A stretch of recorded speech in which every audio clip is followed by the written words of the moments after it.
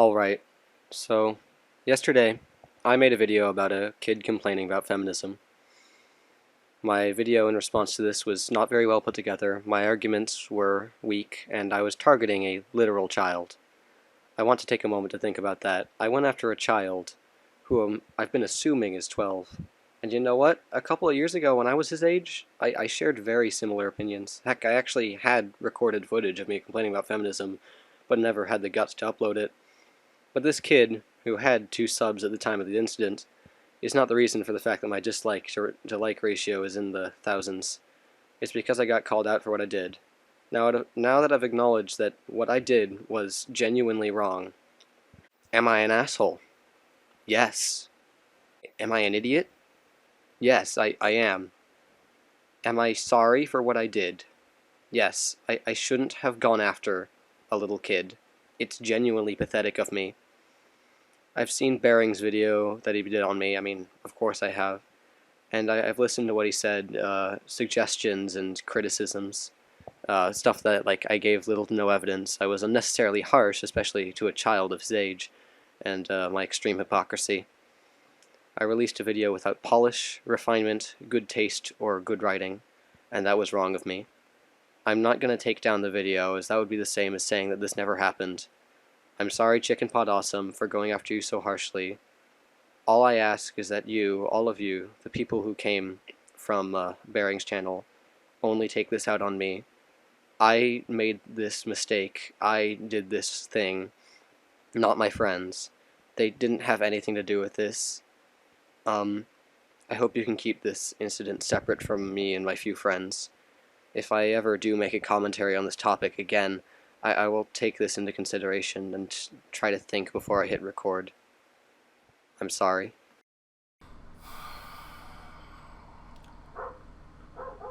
I agree with you. You did fuck up. I mean, you went after a kid. And it's not even that, you simply disagreed with him. You went a lot worse. You attacked him. But look, you already know what you did, and I'm not here to talk about that. What I'm here to do is to,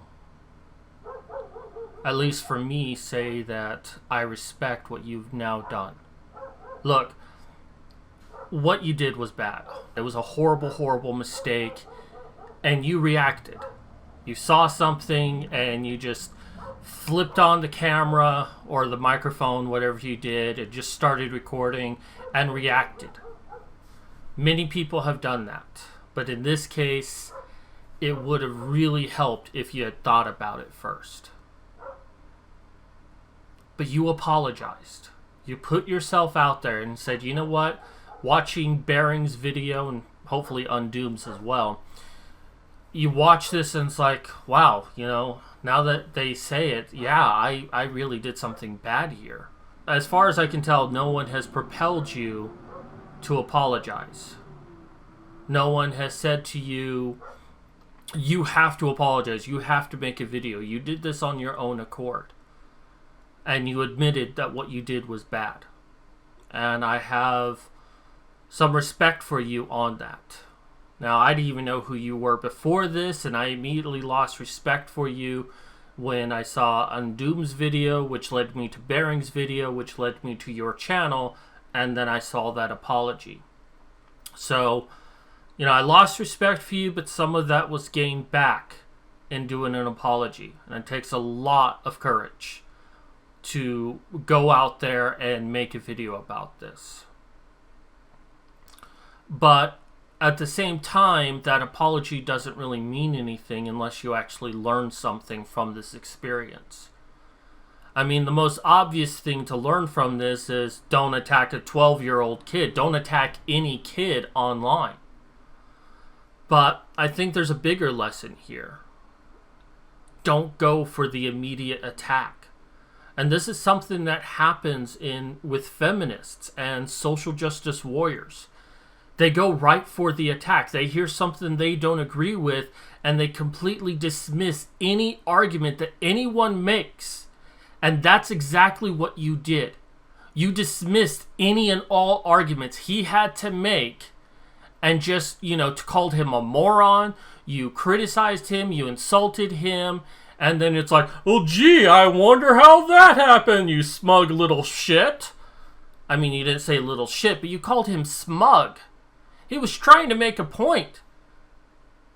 You said it yourself, that you tried making a video when you were his age and you were afraid to do so. Look, I'm not here to attack you. I apologize. I'm not trying to do that. The thing of it is, I mean, if your modus operandi wasn't always to go for the attack, to always shut people down, to actually talk, to actually discuss, to open up your mind just a little bit to say, hey, maybe they have something worth talking about. Maybe they're making a valid point. Maybe I should be open to it. I'm not saying that you have to stop being a feminist. I'm not saying that, your viewpoint is just immediately wrong. I'm not saying that. I'm saying open yourself up to the possibility that you could be wrong. Because I do that. I engage in conversations with feminists and social justice warriors and MGTOW and men's rights and anti-feminists. All of them. Under the assumption that I could be wrong about my viewpoints. Now, sometimes I walk away and I'm like, you know what? I still think that what I think is the correct thing. And sometimes I'm like, you know what? I was wrong about that. And modify my thinking. And I really, really hope that this experience has encouraged you to do that, because if you didn't go right for the attack, if instead you said, you know what, little kid, I used to be a lot like you, and I used to have the same kind of viewpoints, and, this is what led me to understand that I was wrong, and maybe it's something you want to consider. If you talk to him, like someone who needs guidance, or you want to offer a different opinion, that would have been great.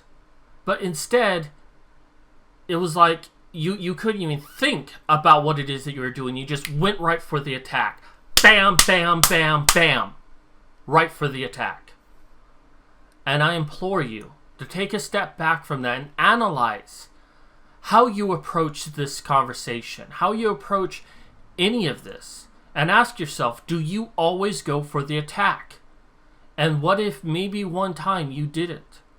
Maybe one time you actually try to have a conversation with someone and not try to insult them, not try to attack them, not try to dismiss everything they're saying. So you know what?